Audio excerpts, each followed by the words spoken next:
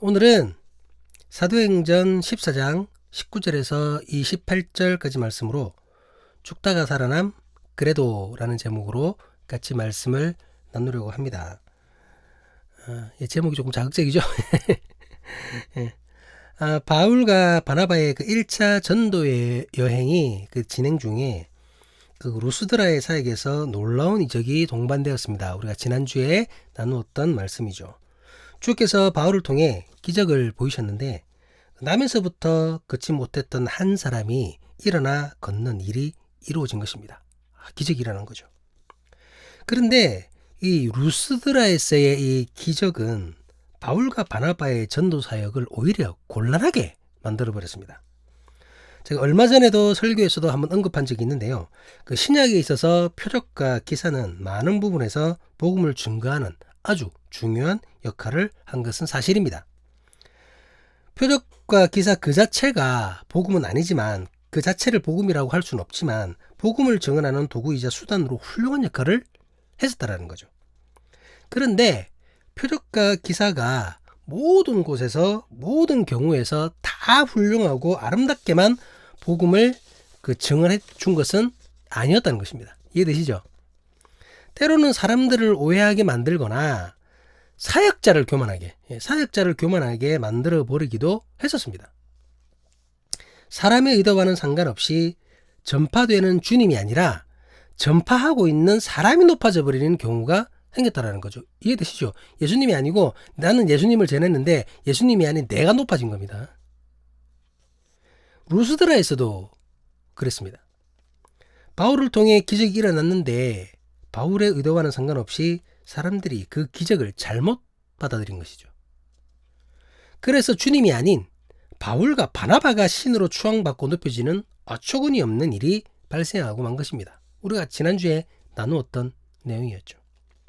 다행히 바울과 바나바는 자신들의 본분을 잊지 않았고 그래서 몸과 마음을 지킬 수 있었습니다. 주님 앞에 겸손할 수 있었죠. 옷을 찢어버렸잖아요. 이래서는 안 된다. 그렇기 때문에 사도들의 입장에서는 이 루스드라의 사역에 실패했다고 단정 지을 수 없어요. 열매가 지금 어정쩡 이상하게 났잖아요. 하지만 실패는 아닙니다. 왜? 본인들은 자신들을 지켰거든요. 교만하지 않았거든요. 자기들을 막 추앙하면서 신처럼 받들었지만 우리는 아니다. 그러면서 자신의 옷을 찢는 그 믿음을 지켰다는 겁니다. 실패가 아니죠. 그런데 이 전도 대상자들로 봤을 때는 지금 우리가 바라고 기대했던 상황은 아니잖아요. 그 상황이 아닌 것만은 분명합니다. 그런데 이 좋지 못한 상황이 오늘 본문에서 더욱 악화됩니다. 전도여행 초기부터 바울 일행을 방해했던 자들이 이 루스드라에까지 쳐들어온 것입니다. 본문 19절 말씀을 같이 한번 보시도록 하겠습니다. 유대인들이 안디옥과 이고니온에서 와서 무리를 충동하니 그들이 돌로 바울을 쳐서 죽은 줄 알고 시외로 끌어내치니라. 대적자들이 루스드라까지 지금 이곳까지 쫓아와가서는 바울의 사역을 방해하는 겁니다. 이것은 마치 기세등등한 모습으로 그리스도인을 잡으려고 다메섹까지 갔던 그 예전의 사울, 그 바울의 모습과도 비슷하죠. 어쨌든 이번에는 직접 돌을 던져 바울을 죽이려고 합니다. 그들은 바울을 죽일 작정으로 돌을 던졌고 바울이 죽었다고 생각할 정도로 그의 상태가 심각하게 되어버린 거예요. 얼마나 돌을 많이 던졌든지. 대적자들은 죽었다고 생각한 바울을 그대로 성 밖으로 내버립니다. 이제 죽었다는 거죠. 그런데 이 과정에서 바울의 대적자들은 루스드라의 사람들을 충동하였다고 지금 본문은 얘기하고 있습니다. 그렇게 나오잖아요. 무리를 충동하니. 충동하니라는 말은 헬라어로 페이산테스라는 단어를 사용하고 있습니다. 설득하다, 선동하다라는 의미를 가집니다. 바로 얼마 전까지 바울과 바나바를 신으로 추앙했던 사람들이잖아요. 루스드라 사람들이. 근데 이 사람들이 언제 그랬냐는 듯이 이 유대인 대적자들에게 선동됐습니다. 선동되어 가지고는 바울을 돌로 치는 것에 동조했다라는 겁니다. 루스드라 사람들이 유대인들과 함께 직접 바울에게 돌을 던졌는지 아니면 구경만 했는지 이거는 정확지 않습니다. 하지만 그들은 충동되었고 적어도 바울을 돌을 치는 것을 그냥 보고만 있었다는 거죠. 동조했다는 거죠. 묵인했다는 겁니다. 막지 않았다는 거예요. 이거는 사실이죠. 직접 돌로 던졌을 수도 있고 심하면 그렇지 않다 하더라도 유대인들이 와서 바울에게 돌 던지는 것을 그냥 보고만 있었던 겁니다. 그래도 됩니다. 그러기에 루스드라 사람들은 이 사건과 무관하지 않다는 겁니다. 마치 스데반이 죽었을 때에 사울이 동조했던 것처럼 돌 던지는 자들의 옷을 맡았던 것처럼 그들에게도 책임이 있는 겁니다. 루스드라에서 행해진 바울을 향한 박해는 여러모로 바울의 예전 모습과 비교하면서 생각해 볼 수 있게 됩니다. 어쨌든 죽었다고 생각해서 바울을 버렸는데 실상 바울은 죽지 않았죠. 이 본문 20절 말씀을 보도록 하겠습니다. 제자들이 둘러섰을 때에 바울이 일어나 그 성에 들어갔다가 이튿날 바나바와 함께 더베로 가서 죽은 줄만 알았던 바울이 급작스럽게 아무 일 없었다는 듯이 일어나게 됩니다. 이 부분의 기록이 너무나 짧아서 정확한 사항을 이해하기가 힘듭니다. 너무 간단하잖아요. 그래서 학자들의 주장도 다양합니다. 어떤 학자는 바울이 실제로 죽었었다고 주장합니다. 죽었다가 예수님처럼 부활했다는 거죠. 그러니까 이제 스스로 부활한 게 아니죠. 주님이 살리신 것이 되겠죠.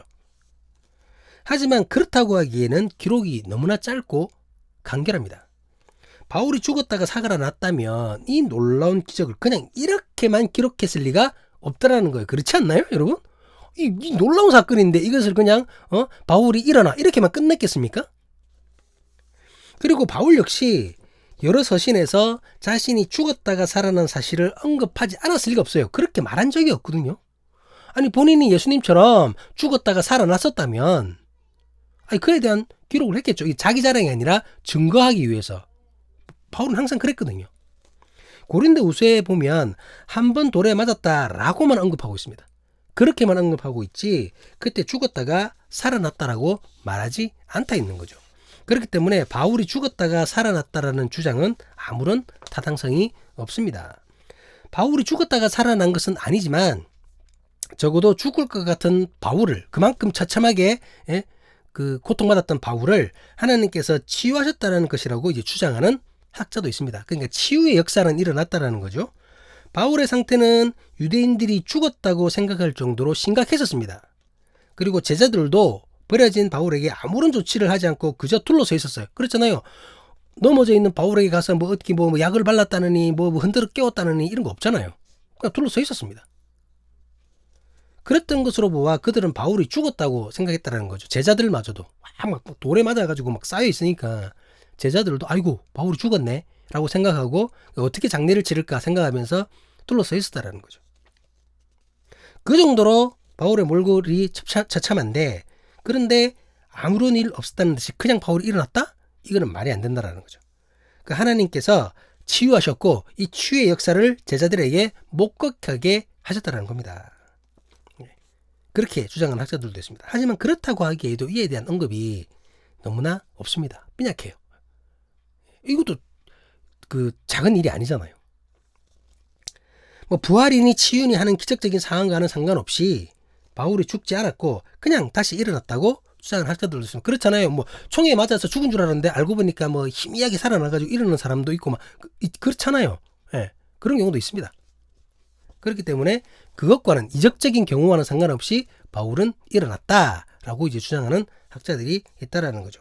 저는 개인적으로 세 번째 주장에 동조합니다. 세 번째 주장이 맞다라고 저는 생각을 합니다. 바울이 죽기 전까지 돌에 맞은 이 사건에서 죽음에서 살리시는 상한 몸을 치유하시는 하나님의 능력이 드러나는 것으로 봐하기는 조금 힘들다라는 거죠. 그건 아니고 어떤 상황에서도 하나님의 일은 진행될 것이고 사명받은 하나님의 사람은 멈추지 않는다는 것을 나타낸다고 보는 것이 저는 타당하다고 생각합니다. 이해되시죠? 죽음에까지 이를 뻔했지만 그럼에도 불구하고 주어진 사명을 포기하지 않는 바울이라는 거죠. 그는 죽을 정도의 핍박을 받았음에도 여전히 일어나 성으로 다시 들어갑니다. 그리고 하루만 쉬고 다시 더베로 향하여 다음 사역지를 향해 그 사명을 이어갔다는 것이죠. 나중에 뒤에서도 얘기하겠지만 오늘 말씀의 제목이 죽다가 살아남 그래도입니다. 이 부분을 전하기 위함인 거죠. 이 부분을. 사람들이 죽었다고 생각할 정도로 심한 박해를 받은 바울입니다. 하지만 그는 하루가 지나고 다시 더베로 발걸음을 옮겼고 그곳에서 변함없이 복음을 전파하였습니다. 본문 21절 22절 말씀을 같이 보시도록 하겠습니다. 복음을 그 성에서 전하여 많은 사람을 제자로 삼고 루스드라와 이고니온과 안디옥으로 돌아가서 제자들의 마음을 굳게 하여 이 믿음에 머물러 있으라 권하고 또 우리가 하나님의 나라에 들어가려면 많은 환난을 겪어야 할 것이라 하고 돌에 맞아서 죽음에 이를 뻔한 고통이 있었지만 그것이 바울의 사명을 막지 못하였습니다. 바울과 바나바는 1차 전도 여행의 마지막 여정인 더베에서 더 많은 열매를 맺게 되었습니다. 이전과는 달리 많은 사람을 제자로 삼고 라고 표현할 정도로 그것의 사역은 성공적이었다는 것을 알 수 있습니다. 이렇게 마지막 더베에서의 전도까지 마쳤지만 바울과 바나바는 그대로 수리의 안디옥으로 돌아가지 않았습니다. 더베에서 동쪽으로 길리기아라는 곳이 있는데 그것을 통하면은 수리의 안디옥으로 가는 더 가까운 길이 있었습니다.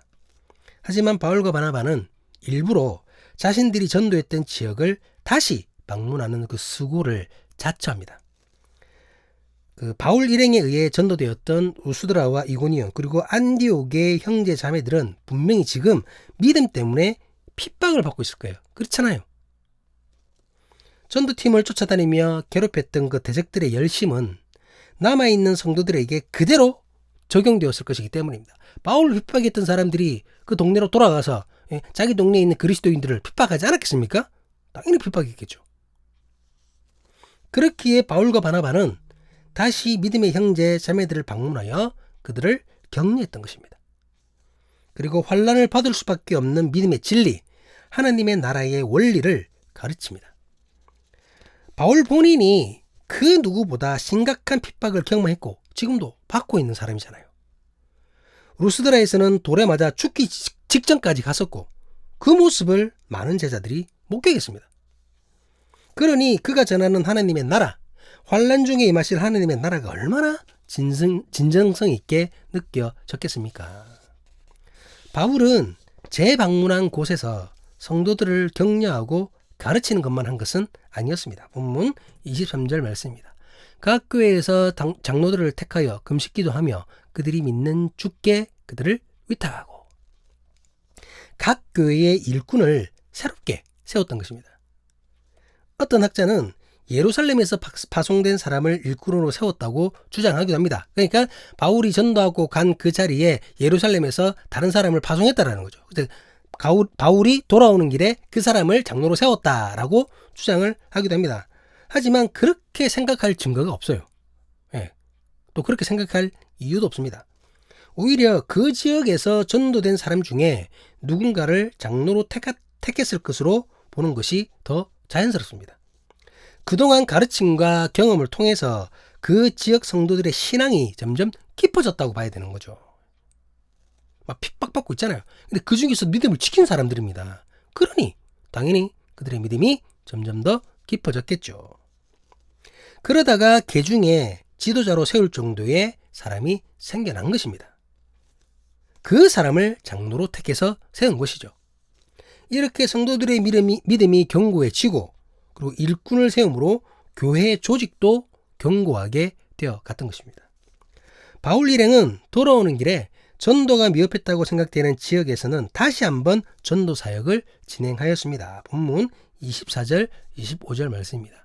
비시디아 가운데로 지나서 밤빌리아에 이르러 말씀을 버가에서 전하고 아달리아로 내려가서 그 돌아오는 중에 버가에서 말씀을 전하였다라고 밝히고 있습니다. 혹시 기억나실지 모르겠는데 버가는 사도행전 13장에 등장한 도시입니다.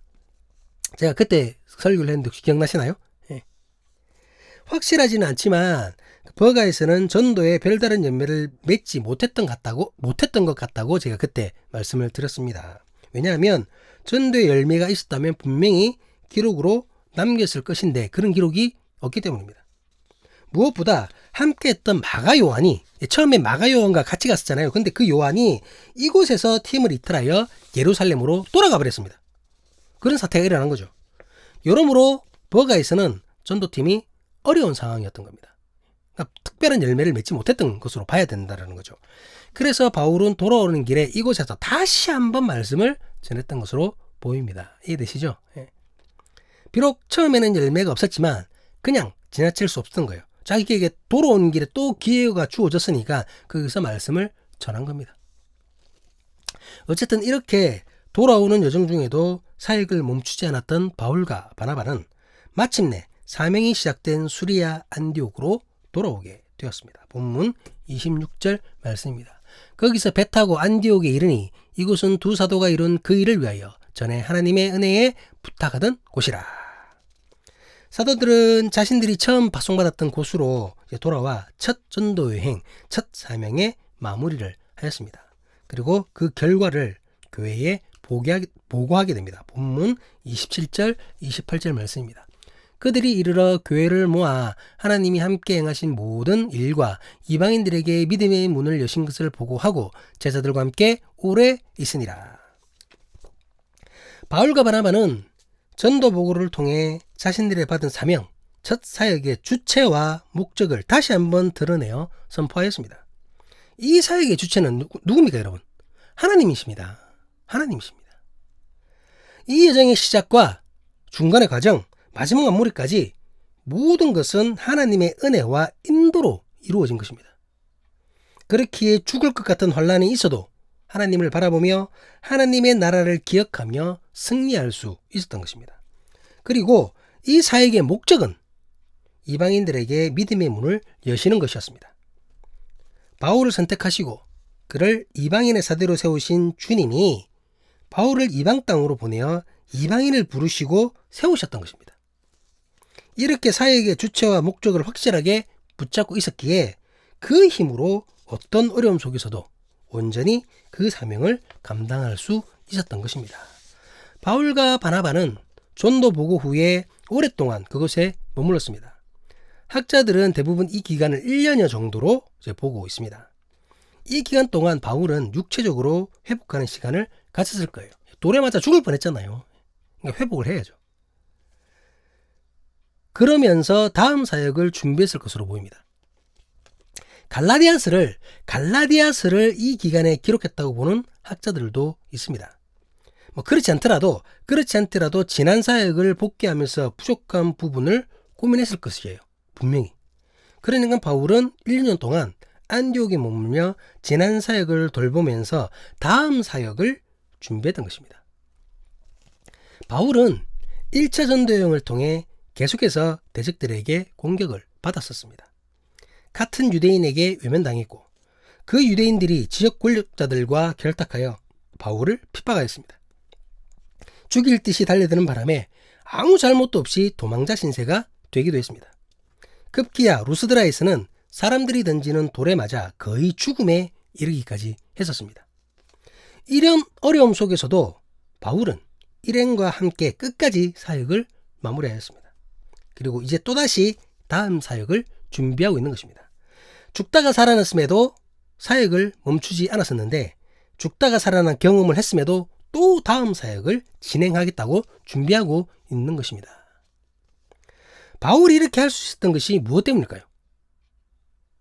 무엇이 바울로 하여금 죽음까지 갈 뻔했는데 죽게 받은 사명을 멈출 수 없도록 했던 이유가 무엇일까요? 그것은 핍박당했던 성도들에게 바울이 격려했던 그 말씀을 통해서 우리는 찾을 수 있습니다.